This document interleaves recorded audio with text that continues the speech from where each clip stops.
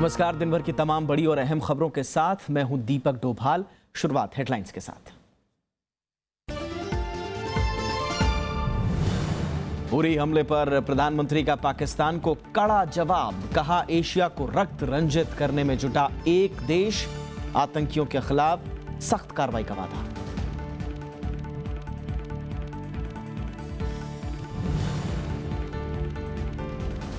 संयुक्त राष्ट्र में अलग थलग पड़ा पाकिस्तान। भारत ने कहा, नवाज शरीफ लौटे खाली हाथ। 26 सितंबर के भाषण के लिए सुषमा स्वराज न्यूयॉर्क के लिए रवाना।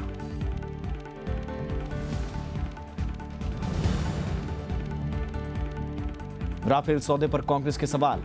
पूर्व रक्षा मंत्री AK एंटनी ने कहा, सुरक्षा जरूरतों को किया गया नजरअंदाज। करार के तथ्य सार्वजनिक करने की मांग।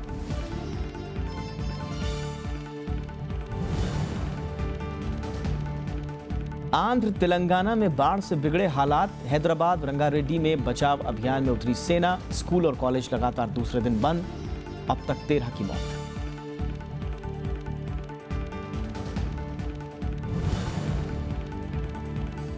और कानपुर टेस्ट में भारत की पकड़ मजबूत। 215 रनों की बढ़त। 262 रनों पर सिमटी न्यूजीलैंड की पहली पारी।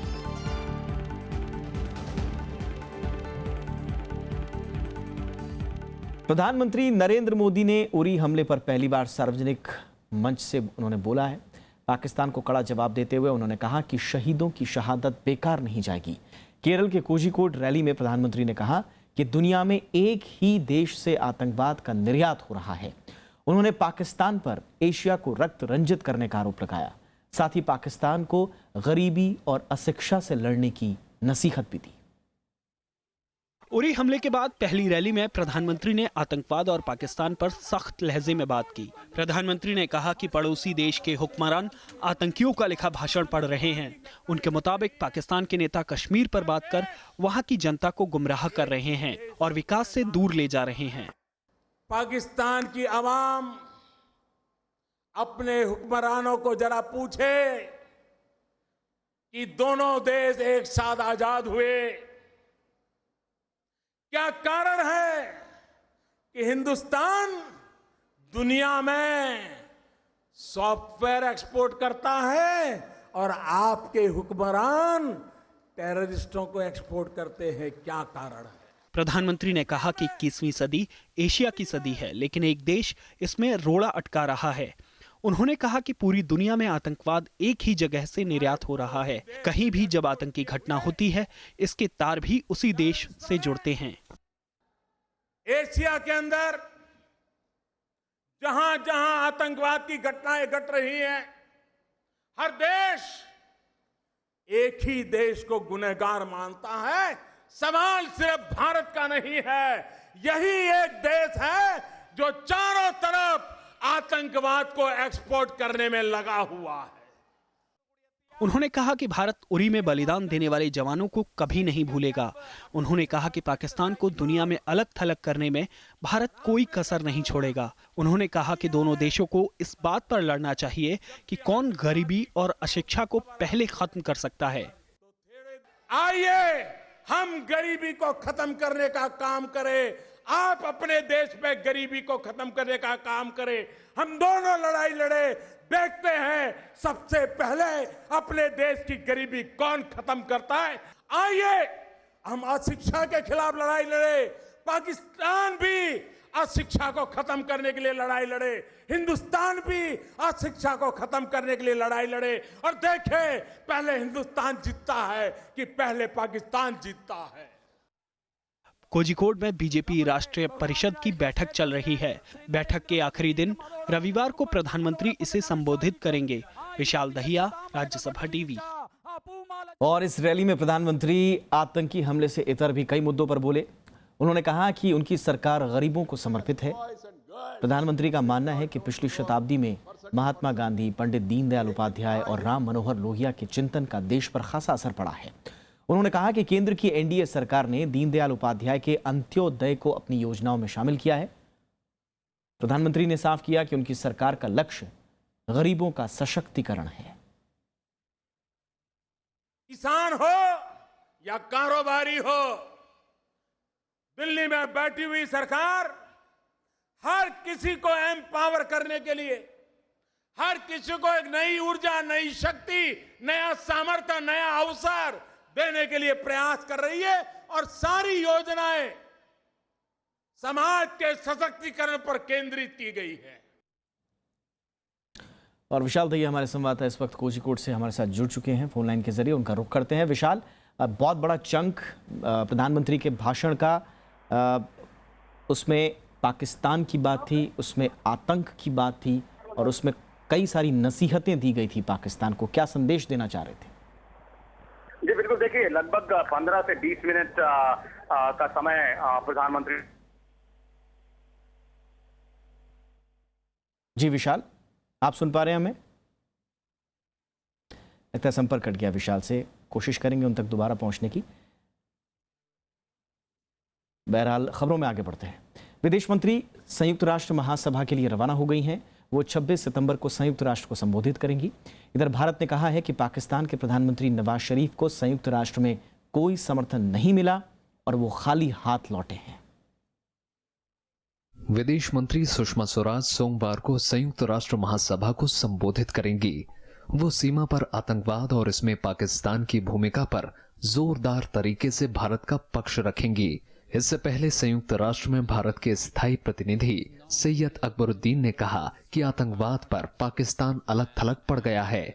उन्होंने कहा कि महासभा में अब तक 130 देशों ने अपनी बात रखी है। इसमें से एक देश को छोड़कर किसी ने कश्मीर का मुद्दा नहीं उठाया।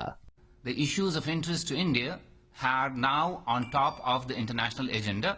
As far as Pakistan is concerned, they have not got any support from anyone in the United Nations General Assembly. Bharat ने कहा कि 90% देशों ने आतंकवाद को बड़ी चिंता बताया है। सैयद अकबरुद्दीन ने समर्थन के लिए इन देशों को धन्यवाद भी जताया। उन्होंने कहा कि बहुपक्षीय मंचों पर भी भारत को आतंकवाद पीड़ित देश माना गया और एकजुटता दिखाई गई। अकबरुद्दीन के मुताबिक आतंकवाद के खिलाफ व्यापक समझौते पर भी तेजी से काम हो रहा है। The CCIT, as it is called, is the Comprehensive Convention on International Terrorism. We launched it in 1996. There has been enormous forward movement, except for one paragraph which is now left. उधर पाकिस्तान के प्रधानमंत्री नवाज शरीफ ने दावा किया कि उरी हमला कश्मीर से ध्यान भटकाने की कोशिश हो सकती है। पाकिस्तान ने अगले महीने भारत में लगने वाली व्यापार प्रदर्शनी भी रद्द कर दी है। Bureau report, Rajya Sabha TV. प्रधानमंत्री नरेंद्र मोदी ने आज सेना प्रमुखों से मुलाकात की। उरी आतंकी हमले के बाद रणनीति के मद्देनजर इस बैठक को काफी अहम माना जा रहा है। प्रधानमंत्री आवास पर हुई इस बैठक में थल सेना प्रमुख जनरल दलबीर सिंह सुहाग, वायुसेना के प्रमुख एयर चीफ मार्शल अरूप राहा और नौसेना के उप प्रमुख वाइस एडमिरल करमबीर सिंह शामिल हुए।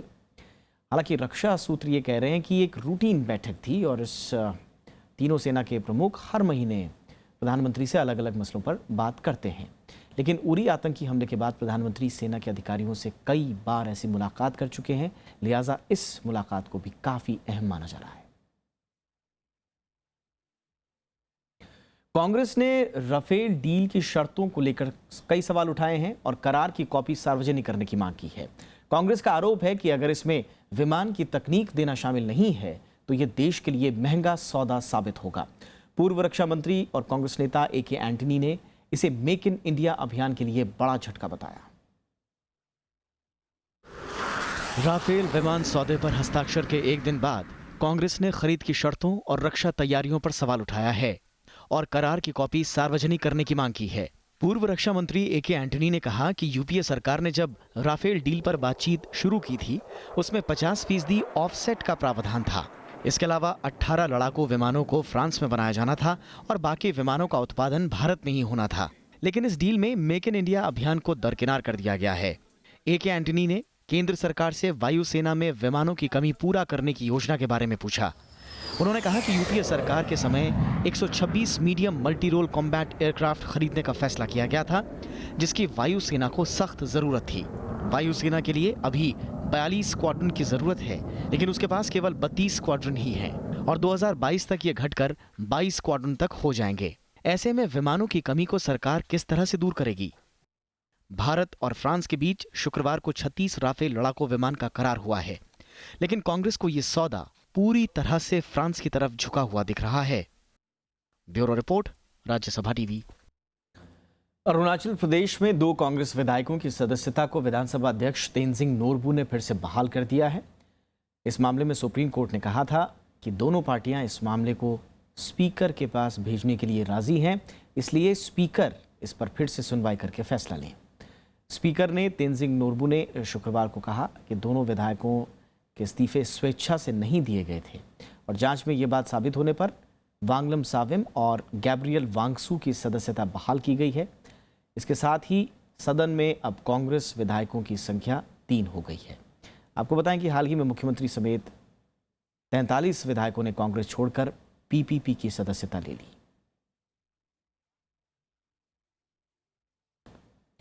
मराठा क्रांति मोर्चा के बैनर तले पूरे महाराष्ट्र में मराठा समुदाय शांति मार्च निकाल रहा है। आज नासिक में हुई रैली में लाखों लोग शामिल हुए और कलेक्टर को अपनी मांगों का ज्ञापन सौंपा। इनकी मांग है कि कोपररी गांव में नाबालिग लड़की के साथ गैंगरेप और हत्या के दोषियों को फांसी की सजा दी जाए। साथ ही SC/ST कानून में बदलाव और मराठा समुदाय के लिए आरक्षण की मांग भी इसमें शामिल है। आंदोलन को पूरी तरह पर गैर राजनीतिक बताया गया है और इस आंदोलन का कोई नेता भी नहीं है, लेकिन इतनी बड़ी तादाद में लोगों का आंदोलन से जुड़ने के बाद राज्य सरकार की चिंताएं बढ़ गई हैं।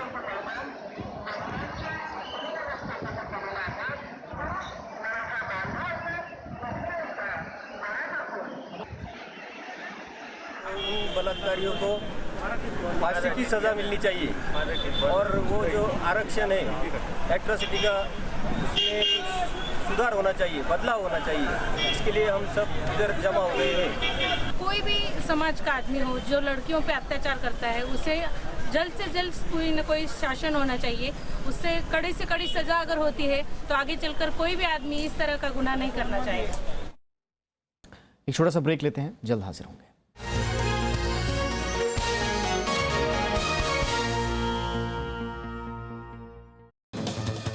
हमारे साथ हैं आज एक बेहद खास मेहमान। भारत में पहली महिला हैं जिन्होंने भारत के लिए ये मेडल हासिल किया है।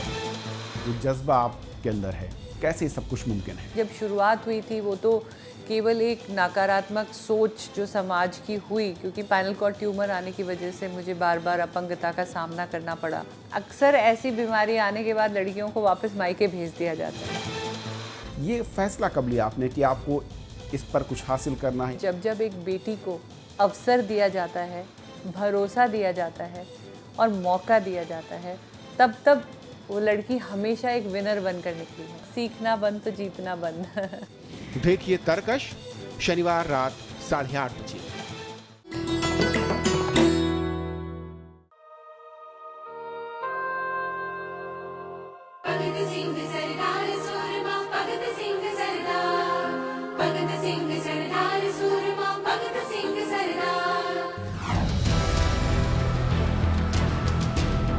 शहीद भगत सिंह स्वतंत्रता आंदोलन के सबसे प्रभावशाली क्रांतिकारी। आजादी के दीवाने भगत सिंह ने नौजवानों को सिखाया, देश के लिए जरूरी हो तो जान पर खेल जाओ, मगर बेवजह किसी का खून न बहाओ। क्रांति की नई इबारत लिखने वाले भगत सिंह ने कहा, बम और बंदूक नहीं, विचार लाते हैं इनकलाब। इंसान मरते हैं, विचार रह जाते हैं। जो देश के लिए जीते हैं, मरकर अमर हो जाते हैं।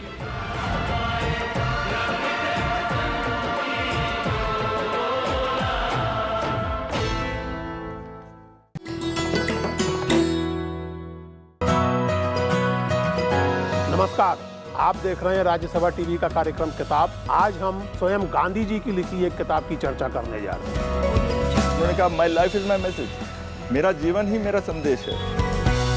गांधी जी की आत्मकथा में एक बहुत ही लगभग भेदक किस्म की पारदर्शिता है। अपने निजी जीवन के बारे में ऐसी बातें खुल के सबके सामने रखना, ये संभवतः केवल गांधी जी कर सकते थे। मैं वैसे दंग रह गया कि कितनी सरल और सहज भाषा से वो कितने महान मुद्दों को रख सकते हैं। महात्मा गांधी की विश्व प्रसिद्ध आत्मकथा सत्य के प्रयोग पर मशहूर इतिहासकार दिलीप सिमियन से खास बातचीत। देखिए किताब सिर्फ राज्यसभा टीवी पर।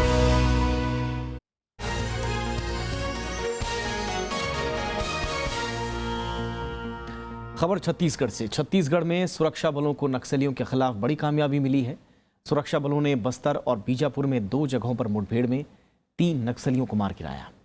इसके अलावा बीजापुर से 5 नक्सलियों को भी गिरफ्तार किया गया है। बस्तर जिले के घने जंगलों वाले पहाड़ी इलाकों में सुरक्षा बलों के साथ मुठभेड़ में 2 नक्सली मारे गए। इनसे हथियार भी बरामद हुए हैं। सुरक्षा बलों को कुछ नक्सलियों के बरगम थाना के जंगलों में छिपे होने की खबर मिली थी। इसके बाद जिला रिजर्व समूह, छत्तीसगढ़ सशस्त्र बल और जिला बल की साझा टीम ने नक्सली रोधी अभियान शुरू किया। दोनों ओर से करीब 1 घंटे तक गोलीबारी हुई। इसके अलावा दूसरी घटना बीजापुर की है, जिसमें एक नक्सली मारा गया। यहाँ से भी भारी मात्रा में हथियार बरामद हुए हैं। इन घटनाओं में कई नक्सलियों के घायल होने की भी खबर है। हमारे 2 जिलों में एनकाउंटर्स हुए हैं। जगदलपुर में, जिला बस्तर में एक एनकाउंटर हुआ है जिसमें 2 माओवादी मारे गए हैं और 2-3 राइफल्स और बहुत सारा सामान मिला है। बीजापुर जिले में कुटरू थाना में काफ़ी दूर एक एनकाउंटर हुआ है, उसमें भी एक डेड बॉडी बरामद हुई है। उसमें राइफलों के 3 राइफल्स और 50 राउंड्स के करीब और हैंड ग्रेनेड वगैरह भी मिले हैं। दिल्ली की एक विशेष अदालत ने एयरसेल मैक्सिस करार में मलेशिया के 2 नागरिकों के खिलाफ गिरफ्तारी वारंट जारी किया है। टी आनंद और AR मार्शल इस मामले में पूर्व संचार मंत्री दयानिधि मारन, उनके भाई कलानिधि मारन के साथ आरोपी हैं। साथ ही अदालत ने इस मामले में मारन बंधुओं और उनकी कंपनियों के खिलाफ मामले को मलेशिया के इन दोनों नागरिकों से अलग कर दिया है। CBI का कहना था कि मलेशिया के नागरिकों के पेश होने में देरी में सुनवाई में दिक्कत आएगी। CBI ने मलेशिया के नागरिकों के खिलाफ गिरफ्तारी वारंट जारी करने की मांग की थी। CBI ने इस मामले में 8 आरोपियों के खिलाफ आरोप पत्र दायर कर रखा है।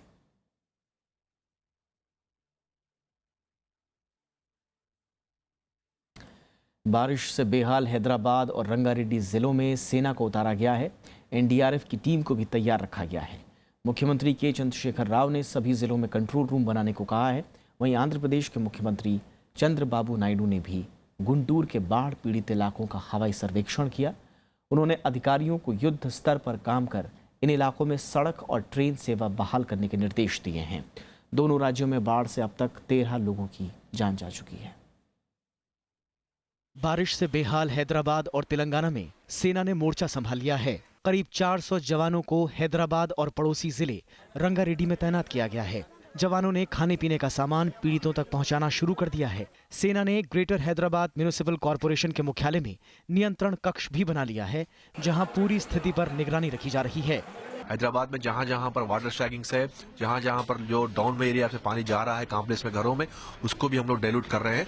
और जहां पे पुराने जो नाला जहां पे जो छोटे पुराने तालाब से तालाबों के पास जहां पर वाटर को डाइल्यूट करना है। बारिश के चलते सड़कें नदी में तब्दील हो गई हैं। कई जगहों पर सड़कें धंस गई हैं।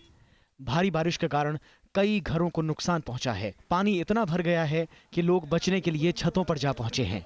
NDRF की टीम को भी तैयार रखा गया है। मुख्यमंत्री के चंद्रशेखर राव ने सभी जिलों में कंट्रोल रूम बनाने के निर्देश दिए हैं।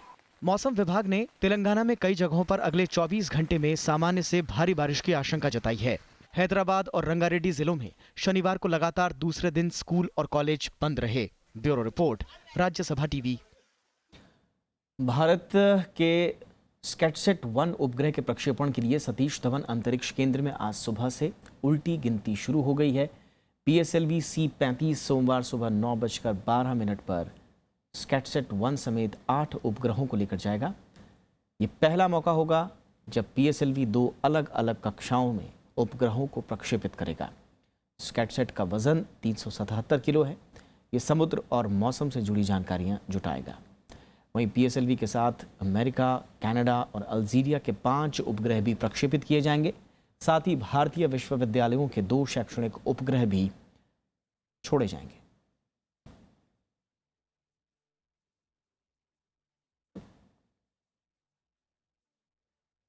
संयुक्त राष्ट्र ने शुक्रवार को प्रस्ताव पारित कर दुनिया भर के देशों से परमाणु अप्रसार संधि लागू करने की अपील की है। परमाणु अप्रसार संधि यानी CTBT पर 183 देश दस्तखत कर चुके हैं, जबकि 166 देश इसका अनुमोदन कर चुके हैं। CTBT को 10 सितंबर 1996 को संयुक्त राष्ट्र महासभा ने अपनाया था, लेकिन इसे 20 साल गुजर जाने के बाद भी इसे लागू नहीं किया जा सका है। CTBT के तहत सभी तरह के परमाणु विस्फोटकों पर रोक लग जाएगी, चाहे वो नागरिक उद्देश्य के लिए हो या फिर सैन्य उद्देश्यों के लिए। भारत, इजरायल और अमेरिका समेत 8 देशों ने अभी तक CTBT को मंजूरी नहीं दी है।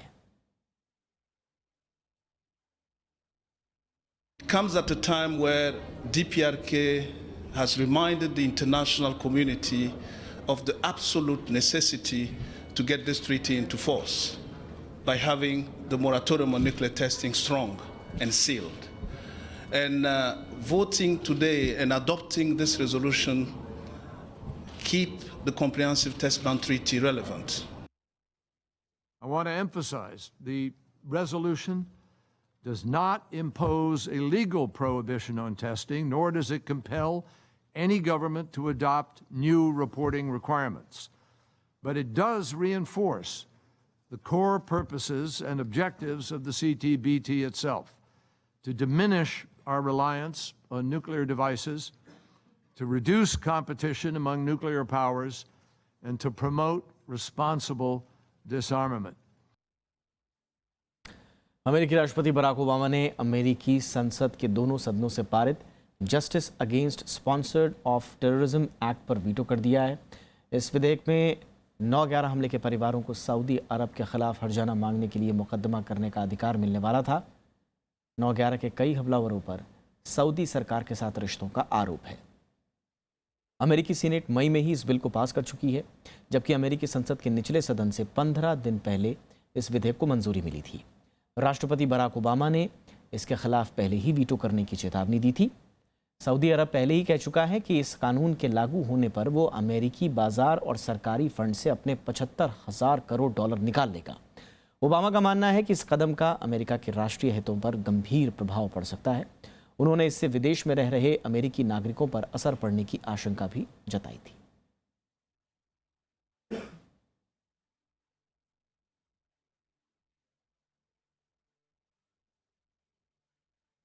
अमेरिका के वॉशिंगटन में हुई गोलीबारी में 4 महिलाओं समेत 5 लोगों की मौत हो गई है। ये घटना वॉशिंगटन के बलिंगटन में एक मॉल की है। गोलीबारी करने वाला शख्स मौके से फरार हो गया, जिसकी तलाश अभी की जा रही है।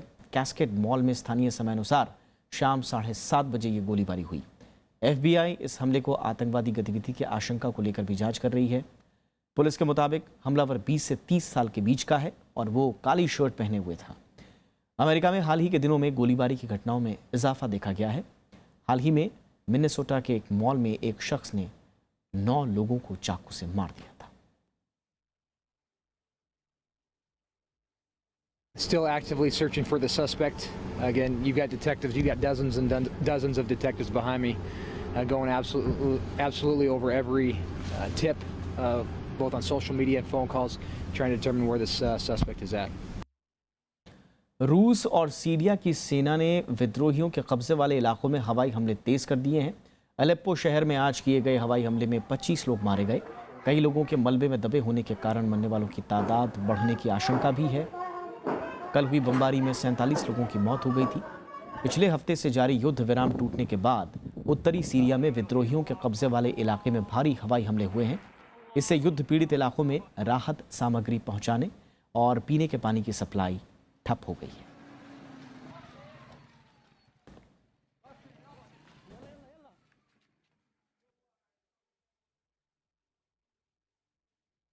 बात कानपुर टेस्ट की, जहां भारत की पकड़ मजबूत दिख रही है। तीसरे दिन का खेल खत्म होने तक भारत ने दूसरी पारी में 1 विकेट खोकर 159 रन बना लिए।